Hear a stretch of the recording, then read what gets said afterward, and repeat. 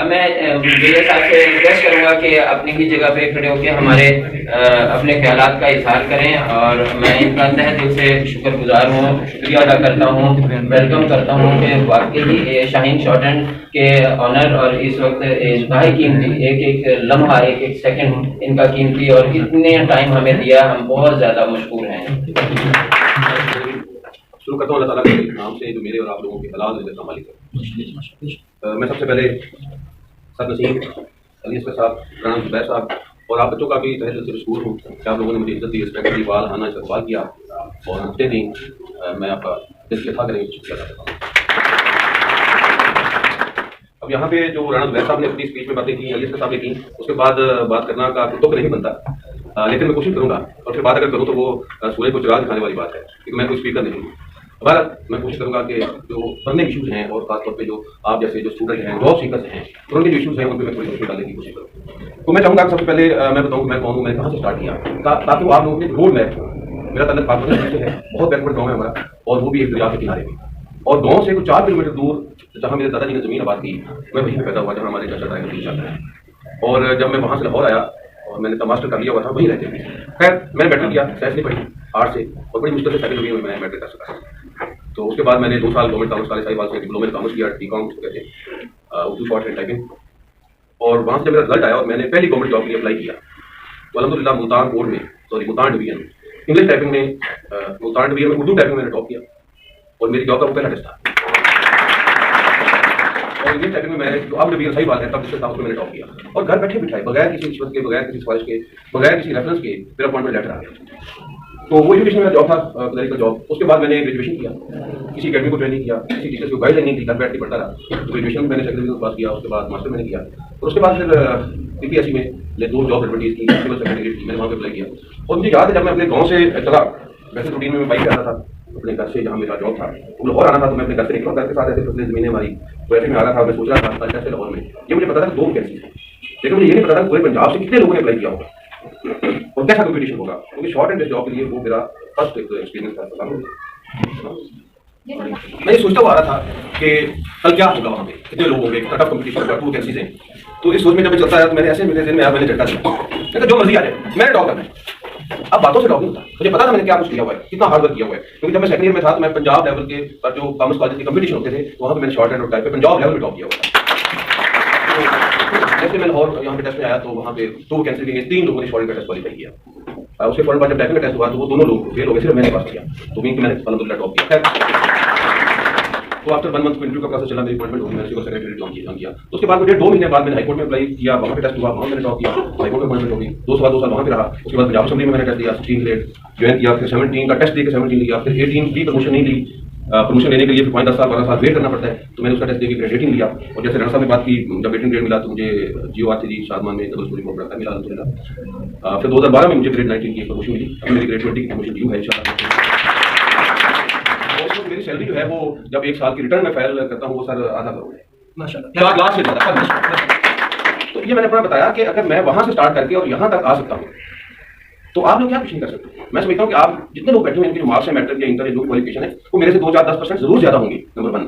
Number 2, आज आप लोगों को जो टीचर्स, जो ट्रेनर्स यहाँ पे गाइड कर रहे हैं, और आपके वालिदैन ने आपको जो एक इन्वायरमेंट दिया हुआ है, आपको जो अकोमोडेट कर रहे हैं, आप इस्तेमाल करके आपको इदारों में भेज रहे हैं। मैं आपको ये बता दूं कि आज अगर आज के स्टूडेंट के पास बैग नहीं होता तो वो स्कूल नहीं जाता। जब हम स्कूल जाते थे तो ये जो फसलों को डालने वाली वो खाद होती है, फर्टिलाइजर, उसका जो थोड़ा होता है, उसी का यहाँ बैग कहते हैं, वो थैला होता था हमारी, मतलब उसी को सिलाई करके, तो उसके अंदर वो तख्ती और स्लेट और 1-2 बुक्स होती थी, और उसी थैले के अंदर एक और तोड़ा होता था वो खाद का, और हम स्कूल जाके वो अपने थैले से तोड़ा निकाल के ऐसे जमीन पे बिछाते थे और उसी पे अपना वो थैला रखना और उसी पे बैठना। लोग कहते हैं ना यहाँ पे बड़े हम टाट के स्कूल में पढ़े ना, हमारे स्कूल में टाट नहीं होता था, चौथवारी नहीं होती थी स्कूल में, मतलब पानी पीने के लिए नलका नहीं होता था। अगर बारिश होती थी वहां से भाग के अपने गाँव के साथ जाते, उनके अंदर जाके घुसना, ये हालात थे। तो अगर उस इन हालात से मैं निकल के यहाँ तक आ सकता हूँ तो आप कहाँ तक नहीं जा सकते जब आपके पास फैसिलिटीज नहीं है। लेकिन ये दुनिया की जहाँ जितनी ज्यादा फैसिलिटीज होती है ना, वहाँ फिर उस तरह का रिजल्ट नहीं आता। तो वह 2-4 जो बर्निंग इशूज हैं मैं उस पर बात करूँगा। राणा जुबैर साहब ने सीवीओ के हवाले से बात की, इतनी ज़्यादा मैं बात नहीं कर सकता, मेरे पास कोई बात भी नहीं है और मेरे में हौसला भी नहीं है। नसीम, मैं इनको नसीम अहमद नसीम कहता हूँ, तो इनकी तारीफ के लिए इतना ही काफ़ी है कि ये प्रोफेशनल टीचर है, इससे बड़ी तारीफ कोई हो सकती। और सिविल कंप्यूटर कॉलेज वाकई एक IT का एक नामवर कॉलेज है, इंस्टीट्यूट है, इसका कोई मुकाबला नहीं कर सकता। तो सर अली असगर साहब से मेरी पहले 2 मुलाकातें हैं, 35वीं मुलाकात है। माशाल्लाह उन्होंने सर नसीम को वेलकम किया, यहाँ काम करने का मौका दिया और फिर शाहीन शॉर्टेज सिस्टम को भी मौका दिया। तो मैं समझता हूँ कि ये जहाँ दीदा शख्स हैं, एक क्लैपिंग करने से के शॉर्ट हैंड के ट्रेनर हैं, यहाँ पे वो मौजूद है मेरे सामने बिल्कुल बैठे हुए हैं। उनसे कहूँगा वो खड़े हो जाएं और उनके लिए जोरदार क्लैपिंग।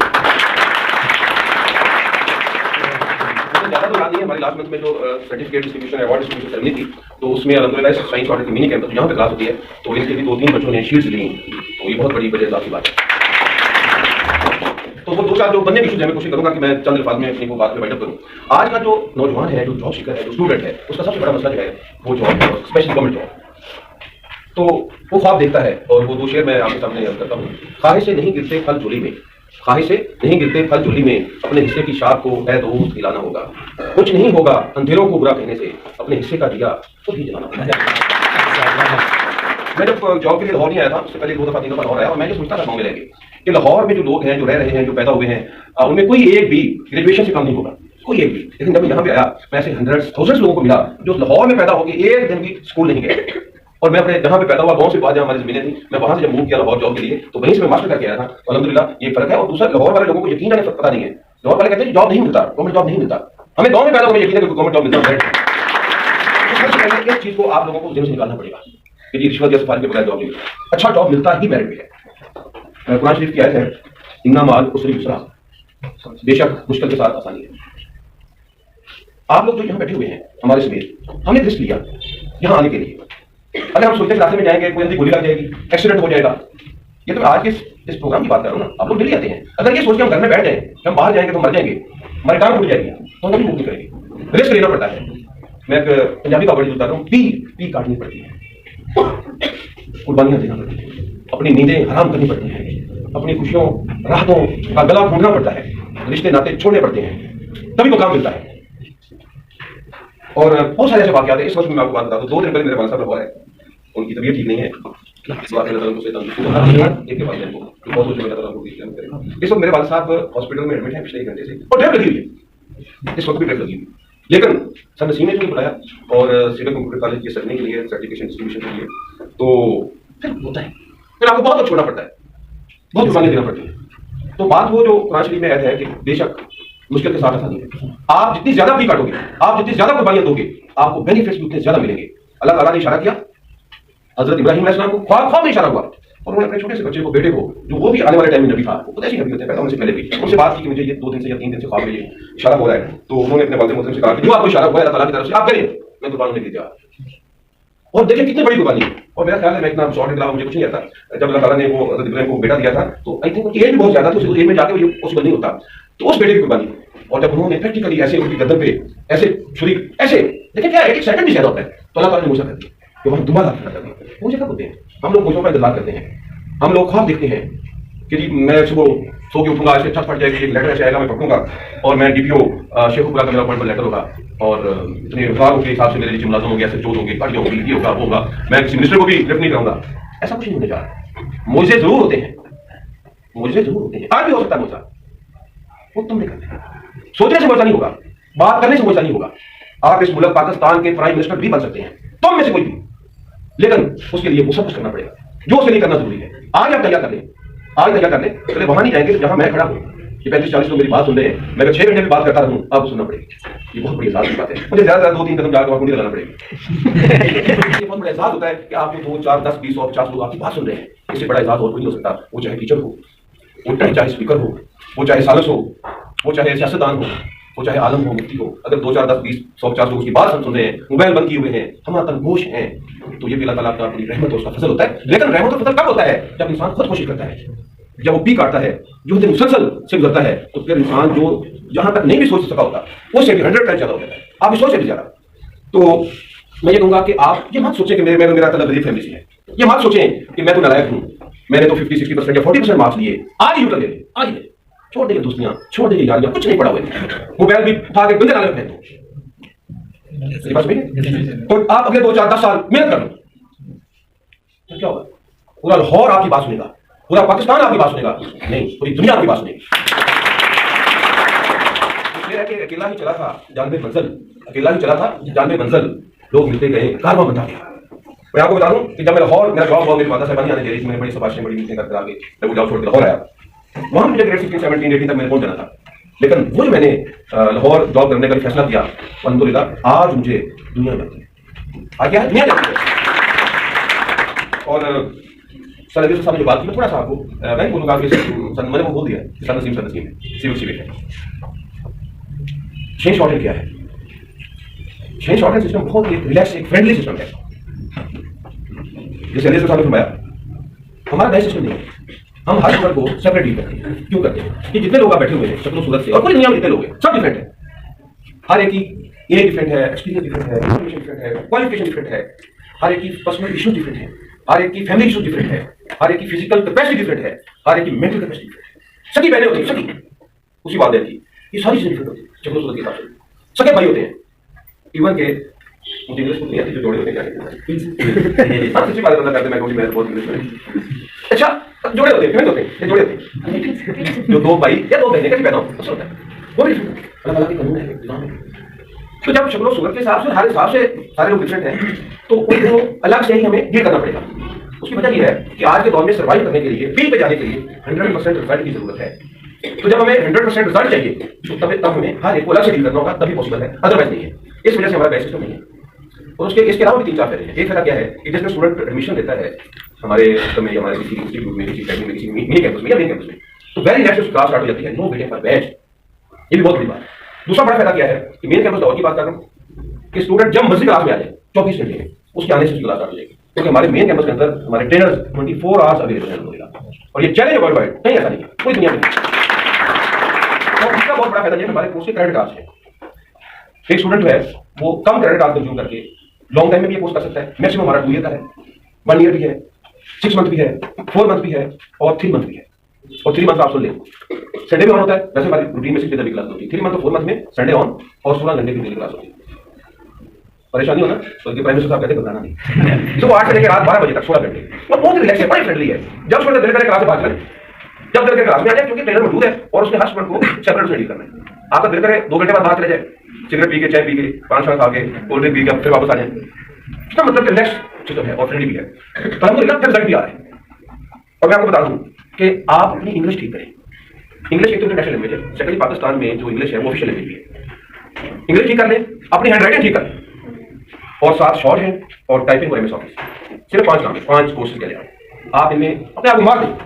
यकीन करें हर तीसरे दिन आपका किसी न किसी नए डिपार्टमेंट से कॉल लेटर आ रहा होगा। तो ऐसा हो रहा है, ऐसा हमारे स्कूल परेशान होता है कि मैं पहली जॉब ज्वाइन करने के बाद कि मैं कौन सी जॉब या कौन सा डिपार्टमेंट ज्वाइन करूँ, कौन सा छोड़ूं, ये सिर्फ शॉर्टेज हो रहा है।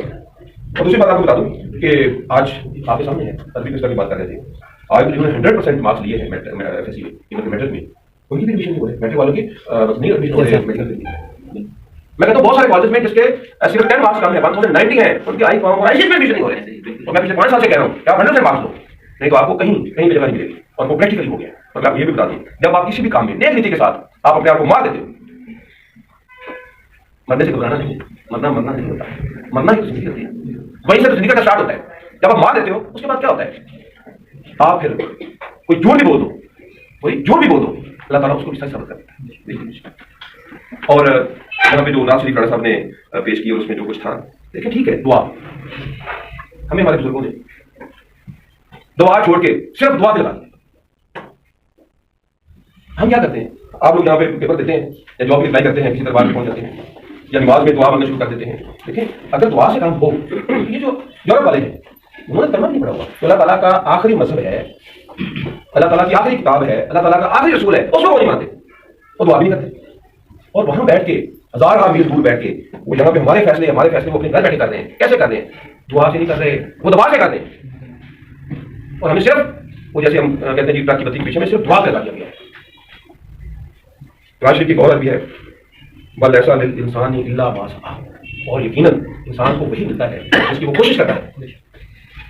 वो लोग अपनी जिंदगी पूरी एक छोटी सी चीज पे पूरी जिंदगी लगा देते हैं, छोटी छोटी चीजों पे पूरी जिंदगी लगा देते हैं, उसकी सर्च पे। फिर उनका ना सिर्फ मुल्क ना सिर्फ कौम, आने वाली नस्लें एंजॉय करती हैं, वो पूरी दुनिया में गुरानी करते हैं। नारे मारने से गुरानी नहीं होती, नारे मारने से कुछ नहीं मिलता, आपको खुद प्ले करना पड़ेगा, एक्ट करना पड़ेगा। देखें आप वो मखलूक हैं, आप नहीं तुम वो मखलूक हो जो अल्लाह ताला ने सबसे अशरफ मखलूक बनाए। पूरी कायनात जितनी 1000 क्या अनलिमिटेड मखलूकात हैं, और तमाम मखलूकात में से आप सबसे अफजल हो। आप ये नहीं देखना कि मैं गरीब घर में या गरीब माँ और बाप का बच्चा हूं, नहीं, आप क्या हो, इंसान हो। आप पूरी कायनात के अंदर जितनी मखलूकात हैं वे फरिश्तों से भी ऊपर हैं, फरिश्ते के मखलूक आप उनसे भी ऊपर हैं। आप जो चाहो कर सकते हो, नहीं तुम जो चाहो कर सकते हो। तुम वो भी बदल सकते हो जो करोड़ों साल पहले लोहे महफूज पे लिख दिया गया है, तुम सिर्फ वो भी चेंज कर सकते हो अमल करके, जमा जबानी खर्च नहीं, अमली तौर पर करके। आप लोहे महफूज पे भी, कहते ना तकदीर है, तकदीर में यही था, नसीब में यही था, मुकद्दर में यही था। देखिए अगर आज मैं यहाँ पे ना आता, जैसे मैंने बताया मैं हॉस्पिटल चला जाता, मुझे वहाँ पे मेरे बच्चे भी हैं, अपने दादाजी के पास, मेरी बेगम भी है, मेरा भतीजा भी है, और बच्चों ने मुझे एक दफा 20 कॉल किया, आप आ जाए, आप आ जाए। मैंने कहा मैं डॉक्टर हूं।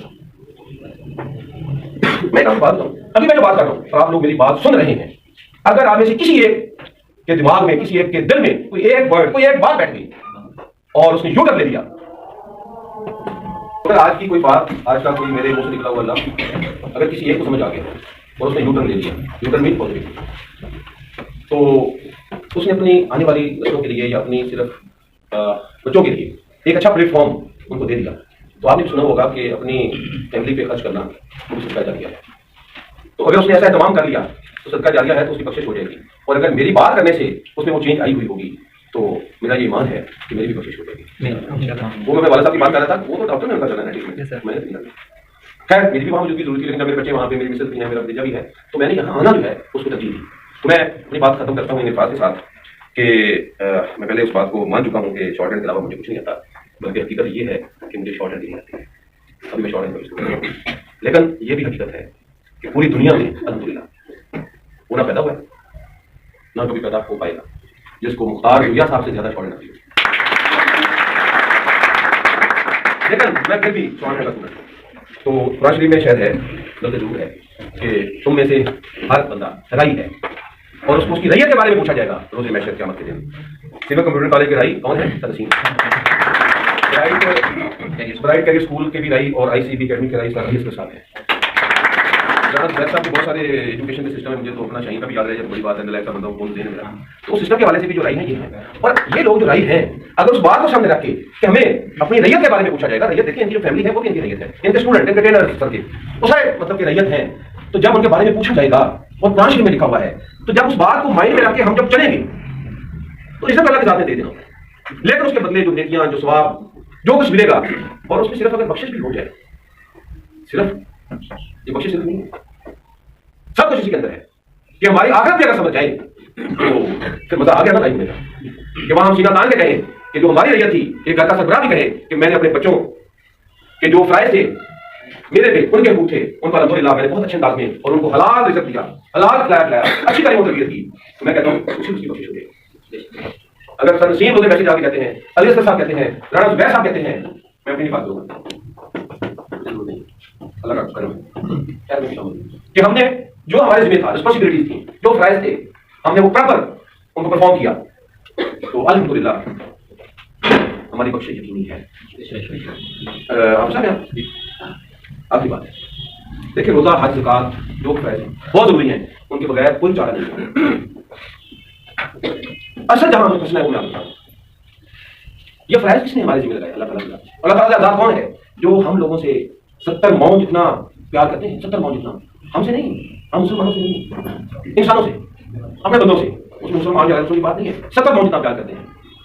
तो मेरा ख्याल है 2-4 चित्र अच्छे से जबरदस्त चित्र होंगे, ऐसे ये वाले चित्र नहीं होंगे, ये पुलिस वाले, टीचर वाले होंगे, तो इसको से मरवा के मेरा ख्याल है। लेकिन अगर हम में से किसी ने किसी को के साथ धोखा किया, फ्रॉड किया, किसी के पेट में छुरी घूमी, किसी को गाली दी, किसी को हर्ट किया, उस वक्त जो उसके माइंड में वो आ रहा होगा कि वो किसको गाली किसको देते हैं, जो हम समाज से मारा होता है, कभी तगड़े को भी देख रहे हैं, मजा देते हैं उधर अपने से मारे, तो उस वक्त उस मारे का या वो जो मजलूम होगा उसके ज़हन पे, उसके दिल पे जो बीत रही होगी, उस वक्त अल्लाह ताला की ज़ात वहां करीब नहीं होती है।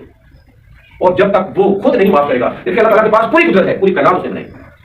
मैं कहता हूँ अक्सर दोस्तों में बैठ के यार ऐसी बात बताओ, ऐसा काम बताओ जो अल्लाह ताला नहीं कर सकता, लेकिन हम ये कहना भी गुमराही है। मैं कहता हूँ नहीं, ये जो मेरे पे किसी के हुकूक है या जिसके साथ मैंने ज्यादती की, बिना वजह गाली दे दी, ये पता है शुगर में मैं हम दोस्तों में बड़ी बड़ी गालियों का पास करते रहते हैं, उनकी बात नहीं कर रहा, उसकी बात कर रहा हूँ कि जिसको गाली देने से वो हर्ट हो और वो इस काबिल ना हो कि आप आगे में बदले में 1, 2, 10, 20, 30 मिलियन गाली ना दे सके, उस पर छूट नहीं है। जिसको आपने गाली दी होगी वही आपको माफ कर सकता है, लेकिन वो नहीं करेगा। उसको क्यों नहीं करेगा? उसको खुद जरूरत होगी, अल्लाह ताला के साथ माफी, और ये इख्तियार अल्लाह ताला के पास नहीं है। अल्लाह ताला अपने जो अल्लाह ताला के हकूक हैं हम पे फैज हैं, वो अल्लाह ताला की ज़ात माफ कर सकती है। लेकिन जो इंसानों पे हकूक हैं या हमने उनको हर्ट किया हुआ है, किसी का हाथ मारा हुआ है, उस पर वो जाने और वो दूसरा जाने, अल्लाह ताला की ज़ात नहीं कर सकता। और हमारी सोसाइटी में क्या हो रहा है, हम दो लोग बैठे हुए हैं, सर नसीम की कीमत कर रहे हैं, हम दो लोग बैठे हुए हैं, किसी तीसरे चौथे पांचवें शख्स को हम डिस्कस कर देते हैं, उसके बारे में लघु बोल रहे होते हैं, हम आपस में अपनी बात नहीं करते, अपना दुख सुख शेयर नहीं करते, उसमें कोई कोशिश नहीं है। तुम्हारा अल्लाह ताला आपको कामयाब कामरान करे। बस मैं ये कहूँगा कि यूट्यूब देखिए की तरफ से life time short and best trainer का सर्टिफिकेट इसके बाद आप कभी नहीं देंगे। लेकिन मैंने ये भी सुना है कि जो लाइफ टाइम की गारंटी होती है ना, वो 5 ईयर की होती है। Thank you sir. माशाल्लाह।